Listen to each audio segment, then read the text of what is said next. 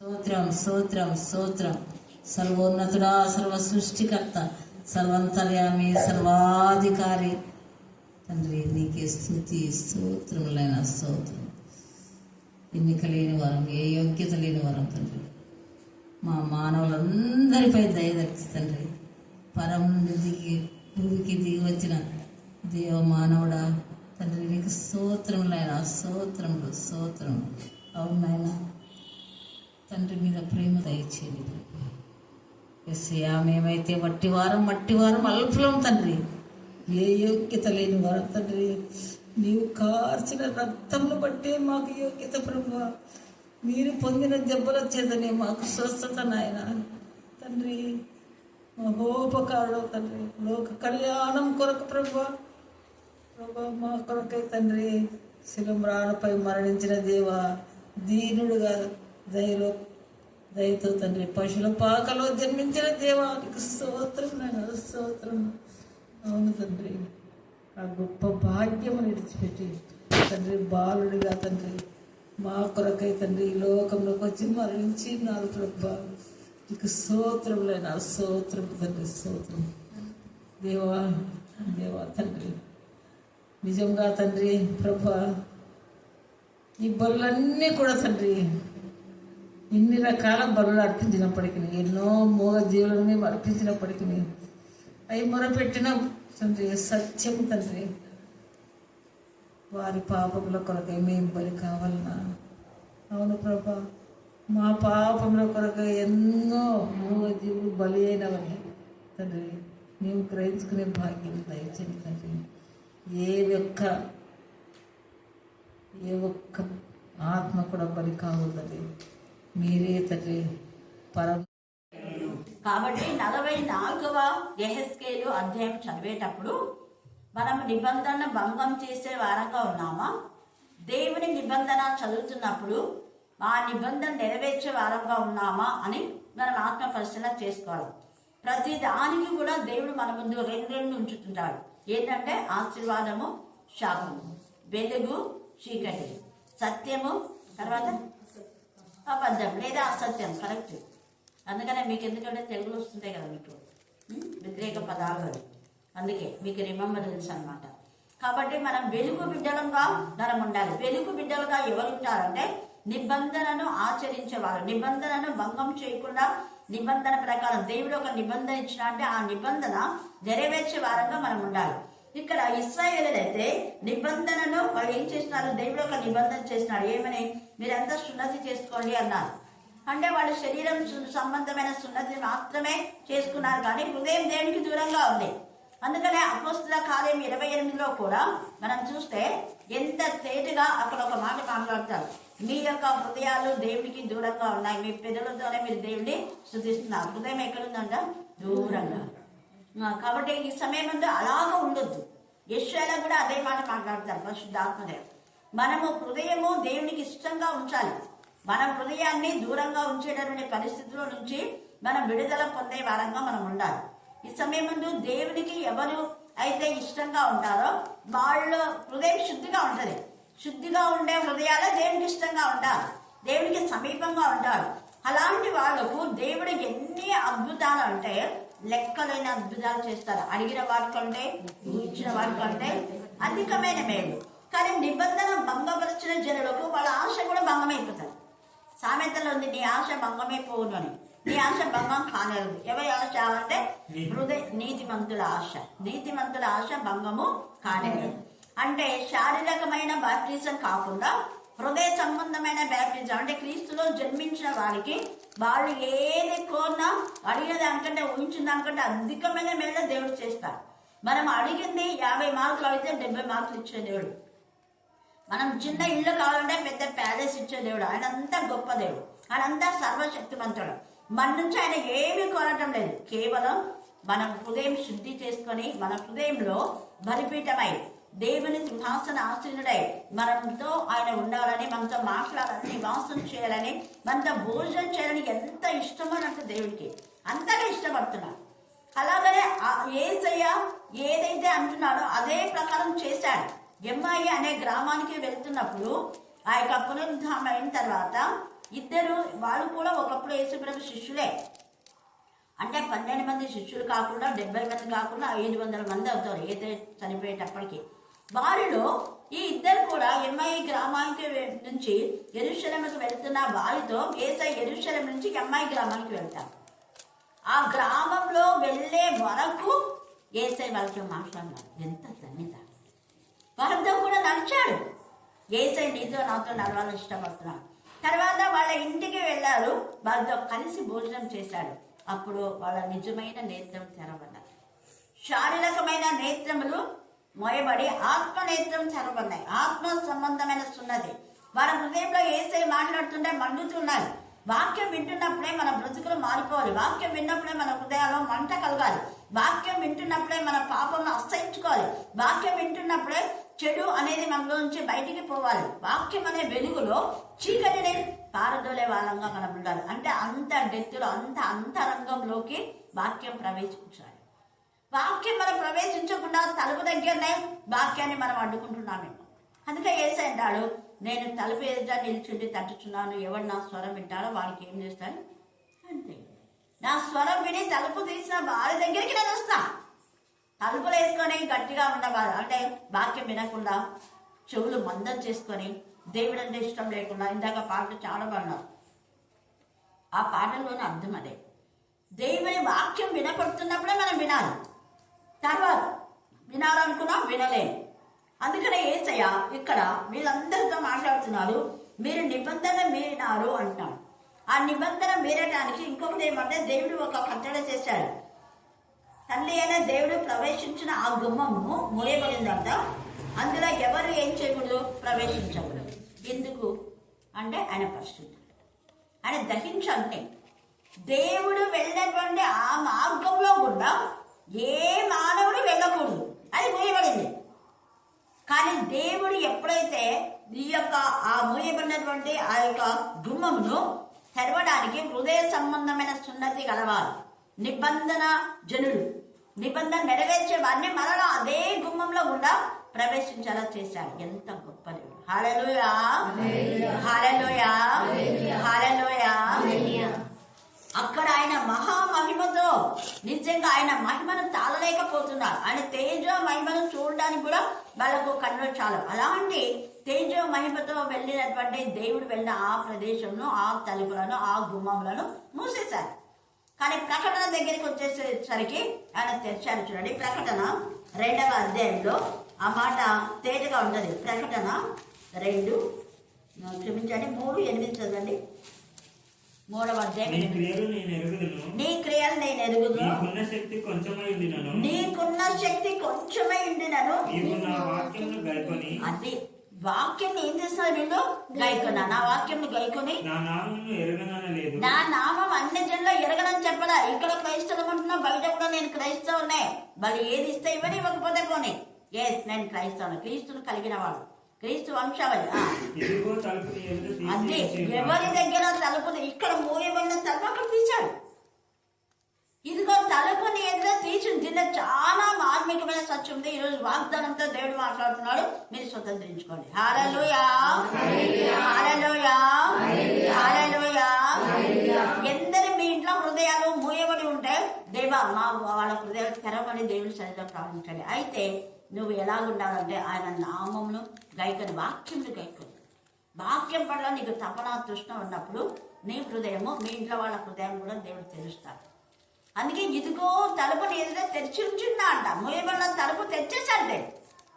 ఎంత గొప్ప తండ్రి, ఎంత ప్రేమ గల తండ్రి. నీ జీవితంలో ఏమేమి మూయబడినాయో, ఉద్యోగం లేకనో, పిల్లల రక్షణ కానీ, అప్పులు, ఆర్థిక సమస్యలు ఏమైనా కానీ, ఒక పాపం చేత మూయబడిందేమో.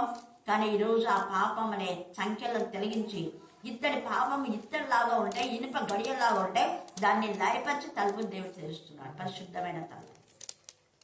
అందుకని ఇదిగో తలుపుని ఎదుట నేను తీసించినాను. ఇలా తీసే శక్తి నీకు లేదు. శక్తి చేత కాదు, బలం చేత కాదు, ఎవరి ద్వారా? ఆత్మ ద్వారా.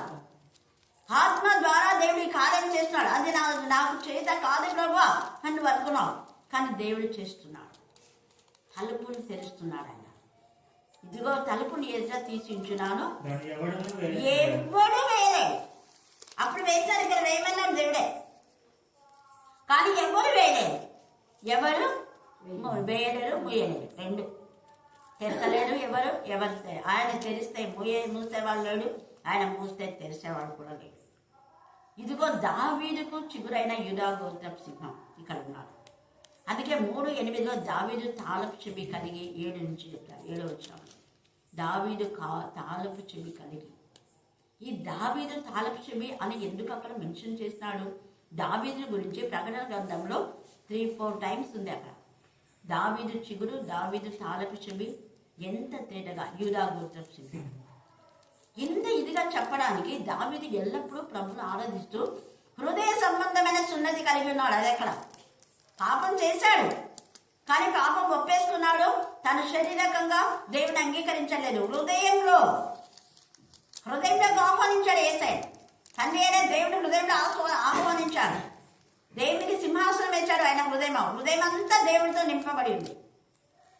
అప్పుడు హృదయం అంతా బత్షెబతో నింపబడింది. ఆ పాపని కలిగేసుకున్నాడు.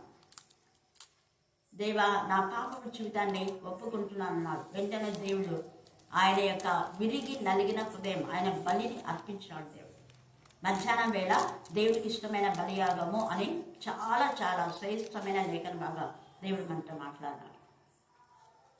తన హృదయాన్ని విరుచుకున్నాడు, తన గుండెనంతా కూడా సరిచేసుకున్నాడు, పాపాన్నంతా బయటికి కక్కేశాడు, ఒప్పేసుకున్నాడు, కప్పుకోలా. ప్రశాంతత వచ్చేసింది, నెమ్మది వచ్చేసింది. దేవుని నిబంధనలో ఆయన మీరలేదు ఎక్కడ దేవునికి విరోధమైన విధానంలో మనుషులతో కాంప్రమైజ్ కాలేదు. దానియేలు, షద్రక్, మెషక్, అబేద్నెగోలు కూడా దేవుని నిబంధన మీరలేదు. వాళ్ళు ఏదైతే నిర్ణయం చేసుకున్నారో పరిశుద్ధంగానే ఉన్నారు. వాళ్ళు ఇక్కడ ఇవ్వలేదు కదా చూడడానికి అనే పాపం చేద్దాంలో అనుకోలేదు. హృదయ సంబంధమైన సున్నతి కలవారు, హృదయ శుద్ధి కలవారు. వాళ్ళు దేవుని చూసి దేవుడు ఉన్నాడనే భయంతో పరిశుద్ధతను కాపాడుకుంటారు. అలాంటి వాళ్ళు నిబంధనను వాళ్ళు నెరవేర్చినటువంటి వాళ్ళు. అందుకే మీరు నిబంధన మీరినటువంటి జనులకు చాలా శిక్ష. ఇక్కడ దేవుడైతే ఎవరైతే దేవుని నిబంధన కలిగి ఉంటారో వాళ్ళ ఎదుట తలుపులు తీస్తాడు. ఇక్కడ మూసిన తలుపులు అక్కడ తెరవబడలేదు. తర్వాత ప్రకటన 4లో కూడా చూడండి, 4వ అధ్యాయం 1-2 వచనాలు చదవండి. ప్రకటన 4. ఈ సంగతులు జరిగిన తర్వాత నేను చూడగా అదిగో పరలోకమందు తలుపు తెరవబడిందంట. పరలోకమందు తలుపు.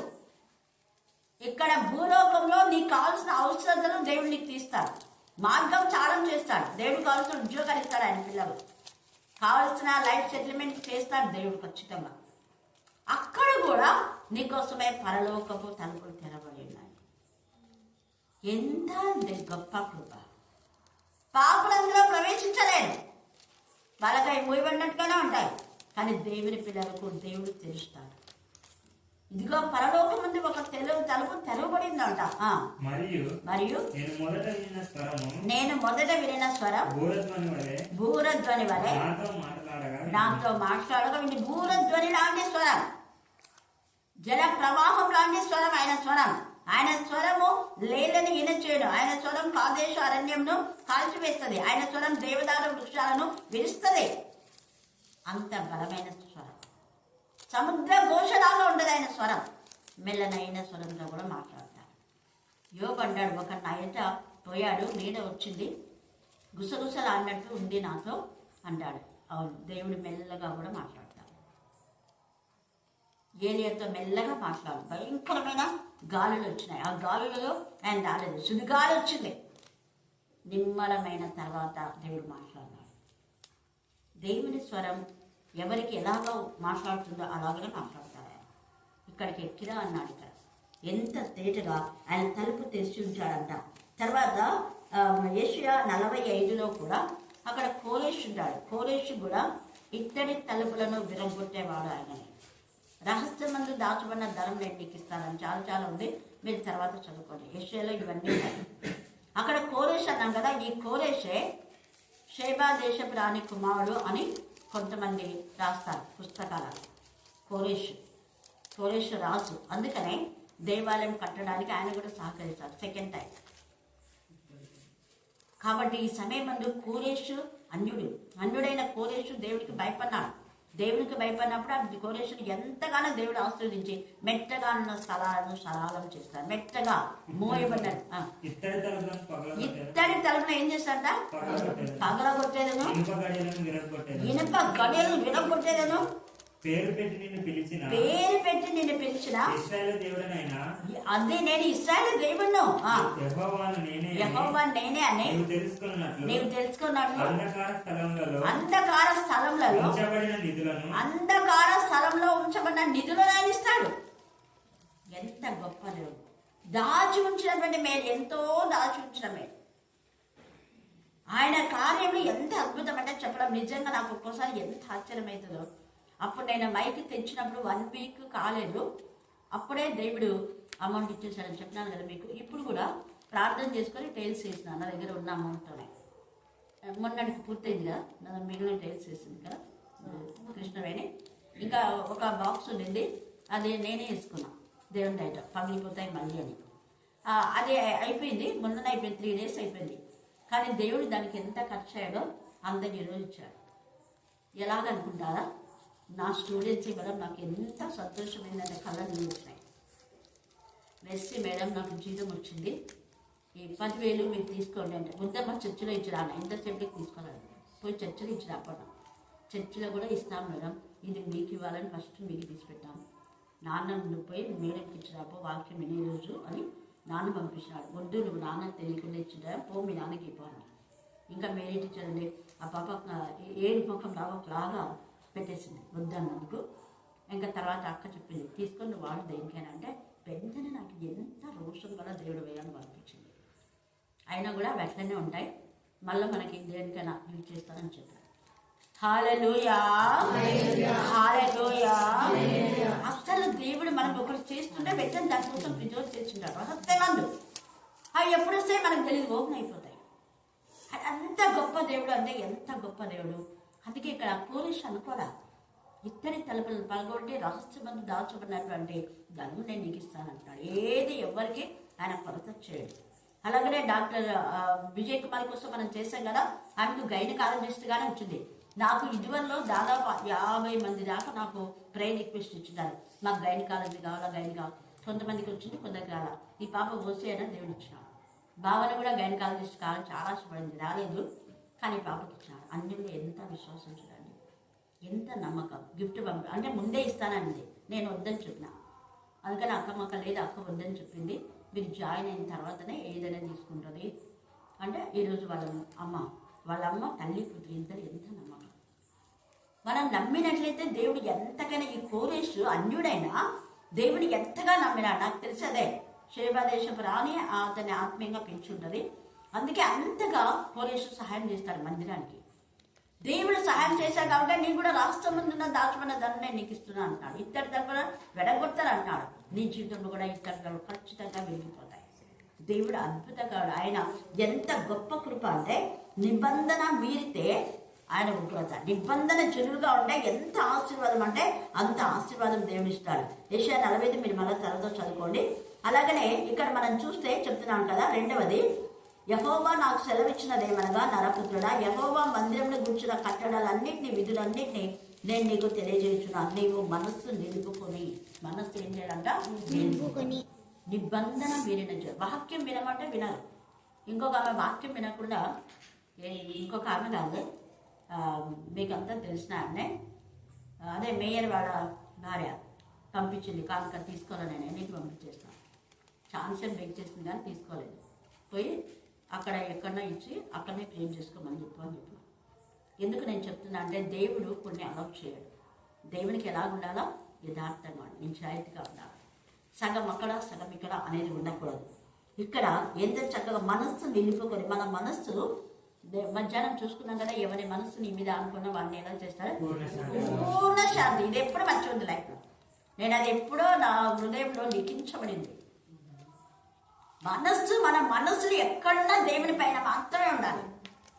దేవా నువ్వు నాకు ఇచ్చావు, నేను ఈ పని చేస్తున్నాను, నాకు ఇచ్చిన 24 గంటల్లో ఇదిగో నిన్ను గురించి ఇలా ధ్యానిస్తున్నాను. ప్రతిదీ మనం చేసే ప్రతి పనుల్లో ఒకవైపు ఆత్మ ఆయనతో పాటు కనెక్ట్ అవుతూనే ఉండాలి. ఎవరి మనస్సు నీ మీద ఆనుకోనో వాళ్ళు పూర్ణ శాంతి గలవారిగా కాపాడు. చూడండి, అందుకే ఇక్కడ నీ మనస్సు నిలుపుకుని ఈ సంగతులన్నింటినీ చూచి చెవిరబెట్టము, మరియు పరిశుద్ధ స్థలంలో నుండి పోవు మార్గములన్నిటి ద్వారా మందిరం లోపలికి వచ్చుటను గురించి యోచించము. ఎవరు ఎక్కడి నుంచి రావాలి, ఎక్కడి నుంచి పోవాలని యోచించి అంటున్నాడు. ఎవరైతే యాజకులుగా ఉంటారో వాళ్ళకి ఇంకొక వైపు నుంచి రావాలి, అక్కడి నుంచే వెళ్ళాలి, ఇక్కడి నుంచి వెళ్ళకూడదు. ఇది నేను వెళ్ళినటువంటి దేవుడు ప్రత్యేకత, దాని గురించి మనకు అర్థమవుతుంది. అంటే ఆయన ప్రవేశించినటువంటి ఆ ద్వారంలో పవిత్రతగా ఉన్నా కూడా ప్రవేశించడానికి అవకాశం లేదు. అలాంటి దేవుని మనం కలిగి ఉన్నాం, అలాంటి సర్వశక్తిమంతులు మనం కలిగి ఉన్నాం. మోషే చూడాలంటే నా వీపు మాత్రమే చూస్తానన్నాడు. కానీ మోషే ఎప్పుడైతే ఆత్మీయంగా ఎదిగాడో అప్పుడు ముఖాముఖిగా మాట్లాడినాం. మనం కూడా ఆత్మీయంగా ఎదిగినప్పుడు అనేక అద్భుతాలు దేవుడు చేస్తాడు మన జీవితంలో. మోయబడిన తలుపులు ఇప్పుడు తెరిచి ఉంచినాడు, నీ ఎదుట తెరిచి ఉంచిన, నీ ఎదుట అంటే మనస్సు నిలుపుకొని హృదయ సంబంధమైన సున్నతి గల వారి ఎదుట. పరలోకం అందరికీ తెరవబడింది. ఎవరికి? అందరికీ. అంటే పరలోకమందు అన్నాడు. ఎవరైతే హృదయ శుద్ధి గల వారి దానిలో వారు ఏం చూస్తారు? దేవుడిని చూడడానికి తలుపులు తెరిచి నేను తీసుకుపోతా. అద్భుతం. ఎంత గొప్ప ప్రణాళిక. మనం నిబంధన చెరువుగా ఉండాలి. నిబంధన మీరొద్దు. ఎంత తేటగా అక్కడ ఏహెజ్కేలు 2లో కూడా ఆ మాట అంటారు. 2వ అధ్యాయం ఏహెజ్కేలు 1-2 వచ్చిన, నరపుత్రుడా నీవు చక్కగా నిలబడం, నేను చక్కగా నీ బ్రతుకు సరిదిద్దుకో, వంకలు తిప్పలు చేసేవద్దు. అందుకే మత్తయి సువార్త 3లో ప్రభు మార్గం సరళం చేయటకు ఒకరి స్వరం, అరణ్యంలో కేకులు వేయవని స్వరం. మెట్టగున్న వాటిని సరి చేయాలి, లోతుగా ఉన్న వాటిని మరి పల్లం చేయాలి. లోతైన జీవితంలో పడిపోయామో గుంటలో, పాపపు ఊపిలో, బురద గుంటలో, కానీ దేవుడు నిన్ను పైకి లేవనెత్తే దేవుడు. అలాగనే పాపపు కొండలు పెరిగిపోయినామో వాటన్నిటిని కూడా ఛేదించేవాడు దేవుడు. అక్కమ్మని నరికి వేస్తాడు, పరిశుద్ధమైన చిగురు పెట్టేలా చేస్తాడు. ఆయనను హత్తుకొని ఆనుకొని జీవిస్తాయి. ఎంత తేటగా ఇక్కడ పరిశుద్ధ ఏహెజ్కేలు 1:3 నుంచి నరపుతో చక్కగా నిలబడం, నేను నీతో మాట్లాడతాను. ఆ మాట్లాడినవన్నీ మనవిలకు చెప్పాలి.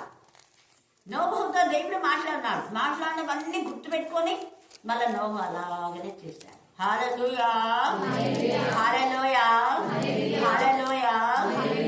ఇర్మియా 1వ అధ్యాయం 3, 5, 4 వచనాలు. 1:3-4. మరియు యెషయా కుమారుడగు యెహోయాకీము యూదాకు రాజయుండగాను యెషయా కుమారుడగు సిద్కియా యూదాకు రాజయుండగా అతని ఏలుబడి 11వ సంవత్సరం. నేను కాదు 3వ వచనం చదువు. 1వ అధ్యాయం 3వ వచనం. ఇంకా కింద చదువు.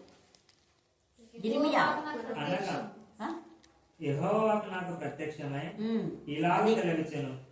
ఇర్మియా 1లో 3, 4, 5 వచనాలు చదువుకుంటే యెహోవా వాక్కు ప్రత్యక్షమే సెలవిచ్చిందంట. ఏమని సెలవిచ్చింది? గర్భంలో రూపములకు మునిపే నిన్ను ఎరిగితిని, నీవు గర్భం నుంచి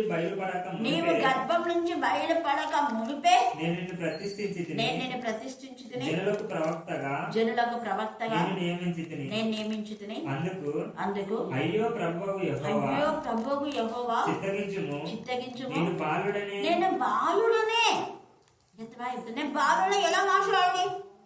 కానీ దేవుడు అంటున్నాడు, నేను ఏర్పరచుకున్నా నిబంధన. నువ్వు నిబంధన కుమారుడు, నువ్వు మాట్లాడతావు. ఎక్కడికి రాజుల దగ్గరికి వెళ్ళాలి, ఎక్కడ మాట్లాడమంటే మాట్లాడాలి. దేవుడు మాట్లాడిన మాటలన్నిటి ఇర్మియా చెప్పాడు. బాలుడైన రాజుల దగ్గరికి వెళ్ళారు, యాజకుల దగ్గరికి వెళ్ళారు, ఎవరి దగ్గరికి పోమంటే వాళ్ళ దగ్గరికి వెళ్ళాడు. దేవుడు మాట్లాడిన మాటలన్నిటినీ మనస్సులో నిలుపుకొని హృదయంలో దాచుకొని పోయి మళ్ళీ వాళ్ళకు అప్పచెప్పాడు. ఇదిగో దేవుడు మీతో ఇలా చెప్పమన్నాడు, చెప్పేస్తున్నా. మారితే మంచిది. నిబంధన జనులుగా ఉండండి, నిబంధన మీరొద్దు. దేవుడు మీతో కొన్ని నిబంధన చేశాడు, నిబంధన కట్టుబడండి మీరు. ఆజ్ఞ అతిక్రమమే పాపం. ఇవన్నీ కూడా చెప్పేశాడు అక్కడ. మనం నిబంధన జనులుగా ఉండాలి. అలాగనే మనం చూస్తే ఇంకా ఈ ఇద్దరు కూడా గిద్యోను కూడా అంటాడు, అయ్యో నేను అంత బలహీనులు, మేము మా గోత్రం అది ఇది అని అన్నీ చెప్తే నీకు బలం ఉంది, రా బయటికి అన్నాడు. పరాక్రమం గల బలాఢ్యుడు న్యాయాధిపతులు ఆడు. ఏంటి నీ గోధుమ దులుపులో ఉన్నావా? పరాక్రమం ఉంది నీలో, రా. మనం అలాగే చెప్పాలి. అలాగే నేను చెప్పలేని వాక్యమైనటువంటి చక్రికి దేవుడు నువ్వు చెప్పగలవంటే చెప్పిండు. చిన్నోడైనా హల్లెలూయా, హల్లెలూయా. అనేకులలో ఉన్న ఆ యొక్క వాళ్ళలో ఉన్న తలాంతులను మనం బయటికి తీయాలి. తలాంతులను వినియోగించే వారంగా మనం ఉండాలి.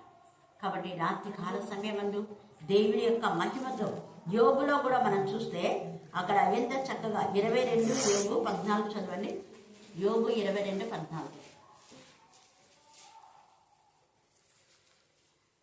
గాఢమైన మేఘములు ఆయనకు చాటుగానున్నవి, ఆయన చూడలేడు. ఆకాశంలో ఆయన తిరుగుచున్నాడు అని నీవు అనుకొనుచున్నావు. పూర్వం నుండి దుష్టులు అనుసరించిన మార్గంను నీవు అనుసరించదవా? వారు ఆ కాలంగా ఒక నిమిషంలో నిర్మలమైరి. ఒక్క నిమిషంలో దుర్మార్గ పని చేస్తే నిమిషక్కెళ్ళ నిర్మలం అయిపోతాం. ఇది వీళ్ళు యోగుకు చెప్తున్నారు కానీ వాళ్ళు చేసే వాళ్ళే అలా ఉన్నారు. యోగుకి ఈ మాట చెప్పకూడదు వాళ్ళు. అందుకనే దేవుడు అంటారు మీరు యోగుతో యుక్తంగా మాట్లాడాలి. ఈ మాట కరెక్టే కానీ యోగు దుర్మార్గుడు కాదు కదా. యోగుడు నేనే యథార్థవంతుని అన్నాను. దుర్మార్గులైన వాళ్ళకు సరిపోతాయి ఈ మాటలు. మనం మంచి వాళ్ళతో ఇలా మాట్లాడితే దేవుని ఉగ్రత వెంటనే వస్తుంది. ఇంకా చాలా ఉంది అక్కడ. మీరు తర్వాత చదువుకోండి ఎంత తేటగా పరిశుద్ధాత్మ దేవుడు అక్కడ మాట్లాడుతున్నాడు. తర్వాత మనం చూస్తే యెహోషువ కూడా 1వ అధ్యాయం 7 నుంచి 9 దాకా ధర్మశాస్త్రంలో బాగా చదివి ధ్యానించి ప్రజలకు ప్రకటించాలంట. తర్వాత చదువుకోండి. అలాగనే మనుషులను నింపుకొని బాగా చదివి మనుషులను నింపుకొని ప్రకటించే వారుగా ఉంటాం. రోమా 8వ అధ్యాయం 26-28. రోమా 8. అటువలే ఆత్మయు మనం ఒకవేళ బలహీనులు అంటే దేవుడికి చెప్దాం ఇరిమేలాగా, అయ్యో ప్రభు నేను బాలుడనే. అక్కడ మార్కు 9లో కూడా నేను విశ్వసిస్తున్నాను దేవా, అపనమ్మకం కలగకుండా సహాయం చేయను అంటాడు. దేవుడు సహాయం చేస్తాడు. ఇక్కడ కూడా ఎంత చక్కగా ఇక్కడ గిద్యోను మాకు ఇలాగా అలాగానే ఏమేమో చెప్తాను కానీ నేనున్నాను రమ్మంటాడు, వెళ్ళిపోతాడు, బలపరుస్తాడు. ఇక్కడ కూడా అదేంటంటే ఆత్మ మన బలహీనతను చూచి సహాయం చేయుచున్నాడు. ఏలయనగా మనము యుక్తంగా ఎలాగో ప్రార్థన చేయవలనో తెలియదు కానీ ఉచ్చరింప శక్యం కానీ మూలుగులతో ఆత్మ తానే మన పక్షంగా ఏం చేస్తాడు. ఎంత బాగున్నాయో చదవమా. మరియు హృదయములను పరిశోధించువాడు ఆత్మ యొక్క మనసు ఏదో అది ఆత్మ యొక్క మనసు అనేది అర్థం చేసుకోండి. ఆత్మ యొక్క మనస్సు ఎరిగి ఆత్మానుసారంగా ప్రార్థించాలి మనం. ఆత్మ యొక్క మనసు ఎరిగి ఏలైనగా దేవుని చిత్త ప్రకారం పరిశుద్ధుల కొరకు అర్థం చేసుకోండి. పరిశుద్ధుల కొరకు విజ్ఞాపన చేయుచున్నాడు. ఇంకా చదువు. దేవుని ప్రేమించు వారికి అనగా ఆయన సంకల్పం చెప్పినగా నిబంధన నెరవేర్చిన వాళ్ళు, నిబంధన భంగపరిచిన వాళ్ళు కాదు, నిబంధన నెరవేర్చిన వారికి ఆయన సంకల్పం చెప్పిన ఎవరైతే నెరవేర్స్తారో వాళ్లకు పిలువబడిన వారికి మేలు కలుగుటకే సమస్తమును సమకూడి అది ఇది ఎరిగితే ఇంకా మర్చిపోదు. నిబంధన జనముగా ఉండాలి. ఇందాక యోగులు చెప్పవలనిదిగా దుర్మార్గులకు దేవుడు వెంటనే శిక్షిస్తాడు.